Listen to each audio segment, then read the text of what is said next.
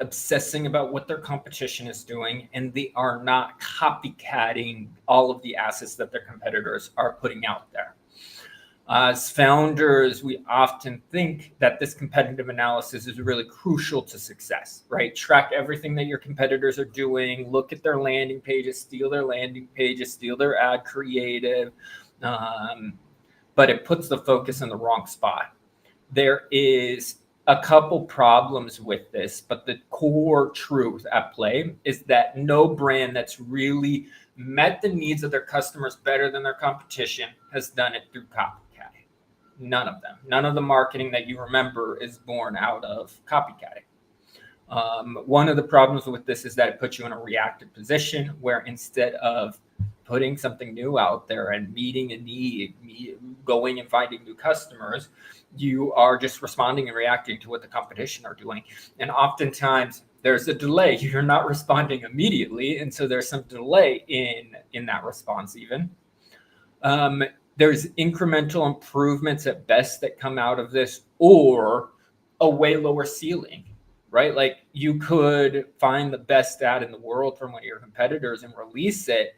The ceiling on it is going to be way lower when you bring it out as a copycat versus the first time around. Say your competitor did a really compelling webinar and you try to steal that same idea. It's going to be less effective. It would be less effective for the other guys if they re-released it. Right? And it's going to diminish in effectiveness the moment that it is not the bright, shiny object. We're all in the business of earning people's attention, right? Some of us are in the business of like stealing attention, but we should be in the business of earning people's attention. And you don't do that with copycat, right? That's stealing attention territory. And then the biggest problem with this is that you distract yourself from what you really should be focusing on, right? Like don't obsess about the competitors, obsess about your customers. What groups of people are not being met? Their needs are not being met by the current competitive landscape in your industry. What needs do they have that's not being met? And then focus on building positioning and messaging and an offer that serves that and meets that. Now, in practice, we can't stop spying on our competitors. We can't stop doing this research, but I think like there's a shift in headspace that a lot of people need to make, right? There's a big difference in obsessing about what your competitors are doing and taking an objective look at the market, right? Like look at who your competitors are, look at who they're serving, look at who they are speaking to, right? Are there groups in the market that aren't being spoken to? Think about what the gaps are. Think about what people are not saying. Is there some bold claim that could be used in advertising that people are just not making that claim? Are there groups of people that are not being spoken to? Those are the things that you should look at when you do this competitive research. And absolutely don't copycat. The worst ads are always the copycat ones. Even like I've done it. I've worked in agencies where I had a concept work on one account. I'll go take that idea and run it on another, and it underperforms the moment that you do that type of copycatting activity. A lot of marketers talk about templatizing it. We want to find the winning formula and then just pound that formula out. Advertising is creative pursuit because creativity is what you need to earn attention. What you're putting out there has to not look like advertising. All right. That is the core of what we're doing here. And so you will never be able to template things away. You got to be able to come up with a unique way to position things and put it out there to get the attention coming into it. If you are looking to copycat, I would think more about like adjacent types of brands, not your direct competitors, but what other brands have that same type of core business that you can model after. Right? I worked with a lot of financial promos that are a lot about making money.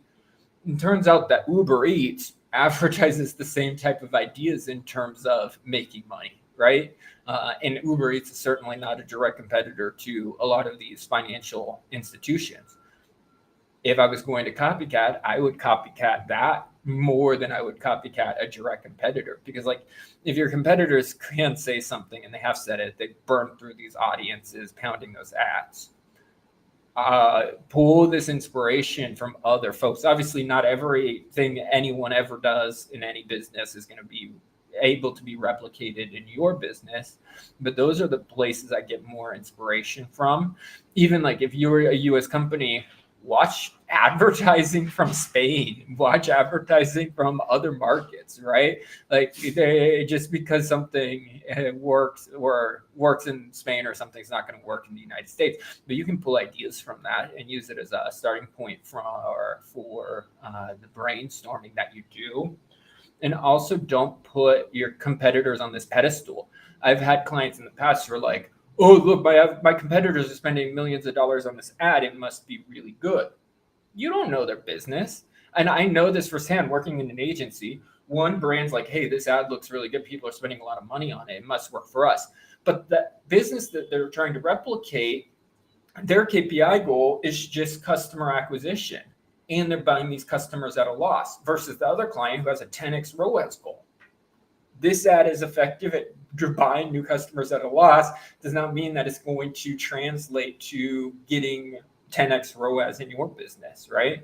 Even if you know their KPI goals, you don't know all of the conversion numbers, right? I've worked with multiple brands in e-commerce where one site has a 5% conversion rate and one has a 1% conversion rate.